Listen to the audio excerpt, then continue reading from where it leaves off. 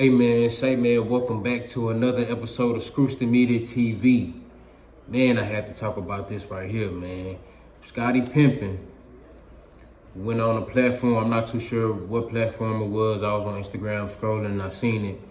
And he basically said, Michael Jordan was a horrible player. And he said, LeBron James is going to go down as the greatest players of all time as far as stats and stuff like that. Now, I can agree with the LeBron thing. I mean, I'm not the one to do the LeBron versus Jordan type of debate. Man, they both great players, played in different eras, and they both dominated their eras.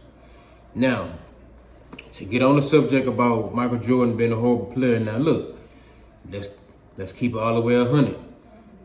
One of Michael Jordan's sons is dating his ex-wife.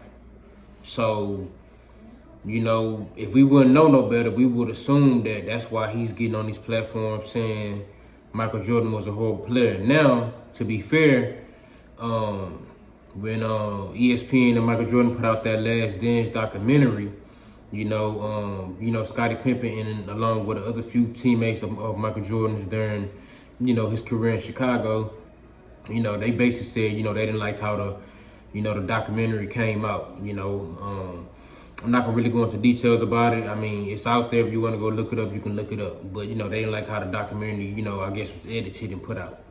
Now, to kind of get back on this thing about him talking about Jordan was a horrible player. Now, look, if you mad, now, look, I don't know Scottie Pippen personally. I don't, you know what I'm saying? And I probably never ever meet him or whatever. But, look, if you mad about, Michael Jordan's son dating your ex-wife, and now you go on these platforms calling him a horrible player, like, you got to go into details. Like, if you're talking about as far as him being a teammate, okay, all right, oh well. But as far as a horrible player, as far as, like, talent and skill on the court, that's not a valid statement. I mean, let's be honest. You don't have to be a Jordan fan to understand that he was a pretty great player during his heyday. So at the end of the day, I don't really know why Scottie Pippen went on this platform and said what he said about Michael Jordan.